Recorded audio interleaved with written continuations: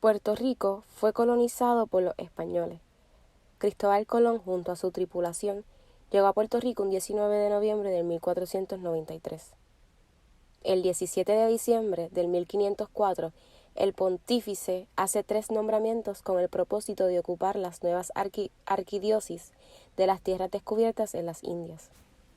Sin embargo, ninguna de las 3 personas fue consagrada ni viajaron a la Española para tomar posesión de sus respectivas diócesis para ocupar su cargo. Por consiguiente, bajo la petición del rey Fernando II de Aragón, el Papa dejó sin efecto la bula del 1504 y le concedió la gracia de patronato y presentación. De tal forma, crean 2 diócesis nuevas en la Española y una en la isla de San Juan Bautista, encargando asimismo al obispo Alonso Manso. No obstante, la idea de construir un espacio religioso se hace aparente por la necesidad espiritual en la capital. Desde el 1513, las primeras 2 iglesias estaban en Caparra. Para este periodo se constituye el traslado de Caparra a la isleta de San Juan.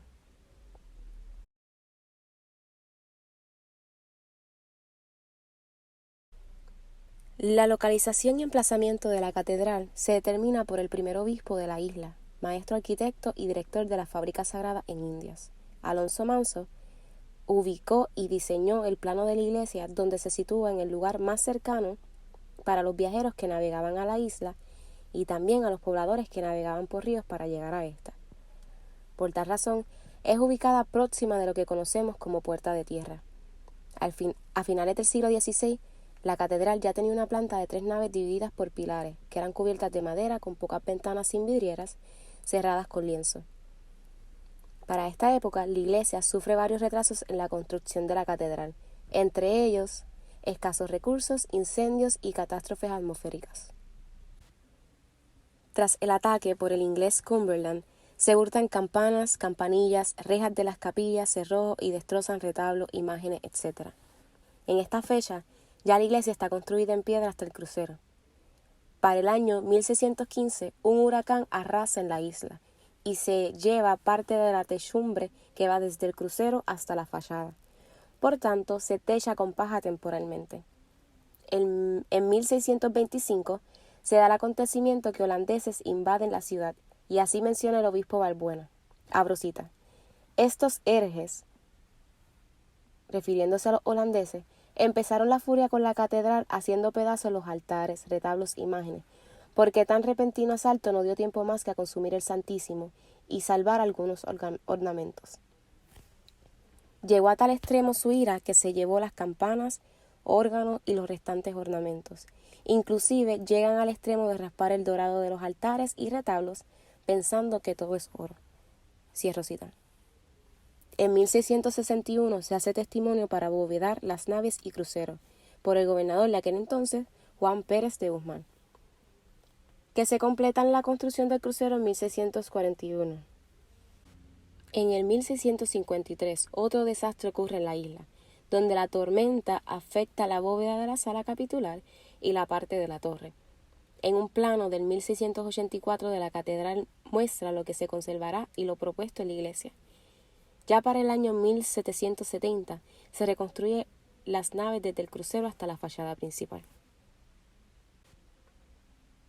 La fachada subsiste en sus 2 cuerpos inferiores con sus 4 pilastras lisas pareadas en el nivel bajo para un total de 8 y 2 pareadas en el segundo para un total de 4. Así, teniendo en el primer cuerpo 2 pilastras entre las puertas. Las puertas son de gran tamaño en anchura y altura. Sin embargo, la puerta central tiene una mayor escala. Todas las puertas están bordeadas decorativamente con un arco. El primer nivel, como el segundo de las pilastras, son rematadas por jarrones flamígeros que se eliminan en la adición del tercer componente de la fachada. En el presente se conserva el tercer cuerpo, que es la repetición de pilastras del segundo nivel. En el segundo cuerpo de la fachada se encuentra un vano trabajando con las puertas anteriormente descritas, que conlleva una puerta, que parece servir como vitral de la nave central. La iglesia culmina con un frontón rectilíneo que se termina con una cruz. De igual forma, consta de 2 esculturas colocadas en las esquinas superiores del primer cuerpo, sobre pedestal de forma cuadrada, que ocupan la imagen de San Pedro y San Pablo. Además, que en el nicho del tercer nivel igualmente se coloca una escultura representando la imagen de San Juan Bautista. La Catedral de San Juan Bautista presenta una planta de cruz latina que consiste de 3 naves, una nave central y 2 laterales, donde cada nave lateral conduce hacia 3 capillas. Cada nave está alineada por cada puerta de entrada. La nave central consta de 8 pilares que soportan la bóveda de cañón, que contiene las claraboyas laterales con 8 vitrales rectangulares que se colocan en riñón de bóvedas, y una se coloca frente a la nave central donde corresponde el vitral de San Juan Bautista. Los primeros muros de las naves laterales contienen 2 vitrales y su cubierta se compone de bóvedas vaídas que se interrumpen por arcos fajones dobles. Las laterales dan para áreas donde se sitúan las capillas conformadas en espacios cuadrados.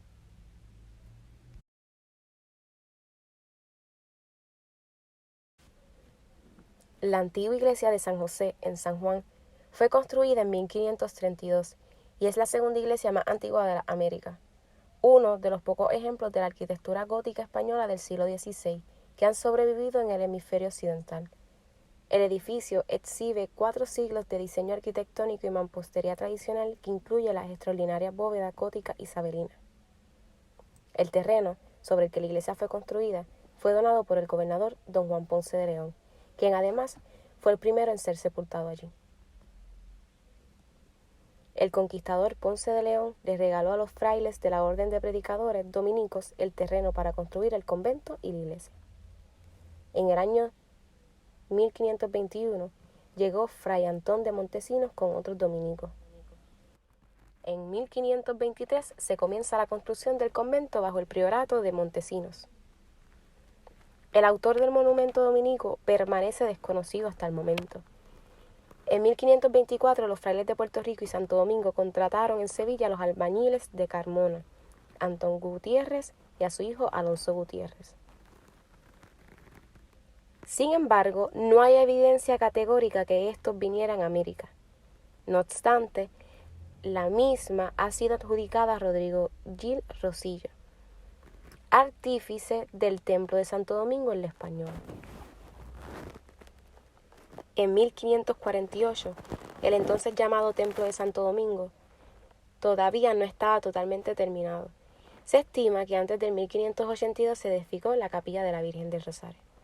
Hacia el 1598 solo se había construido la capilla mayor o presbiterio y el crucero con sus 2 brazos.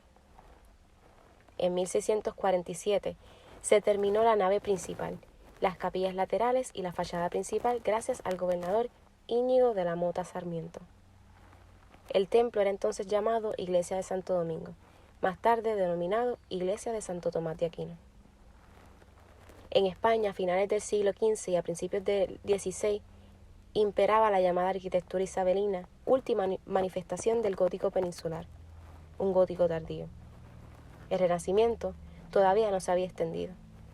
Las características de estos templos isabelinos son cabecera o ábside poligonal, crucero muy amplio y abiertamente unido a sus brazos, capillas laterales de poca profundidad y vinculadas a la nave central, bóvedas planas de crucería estrellada. En los primeros tiempos de colonización, la arquitectura española llegó a América con un atraso de hasta medio siglo. El largo proceso en la construcción del monumento se aprecia en la variedad de bóvedas que contiene, por ejemplo, el presbiterio y el crucero. La fachada de la iglesia de San José cuenta con una entrada principal rematada por un tímpano arqueado. Encima de la puerta, un arco ciego que descansa sobre pilastra. Sobre esta entrada se encuentra una pequeña ventana de forma rectangular que con toda probabilidad apunta hacia el espacio que ocupaba el coro en el interior de la iglesia. Encima de la ventana yace un vano. El hastial está rematado con 4 pequeños pináculos y una cruz. La iglesia de San José posee una planta de cruz latina con una nave central y capillas laterales. A diferencia de otras construcciones eclesiásticas que se generaron en la isla, la iglesia de San José solo posee angostas naves laterales, a manera de deambulatorio, que permiten el acceso a las pequeñas capillas adosadas a la nave central. Se considera a esta iglesia uno de los primeros y escasos ejemplares de arquitectura gótica tardía. Su capilla mayor tiene forma rectangular y se encuentra rematada con una bóveda estrellada construida en piedra. El crucero, que forma parte del estilo gótico de la iglesia, está rematado por una bóveda de crucería. La nave central está cubierta por una bóveda de cañón que a su vez está perforada.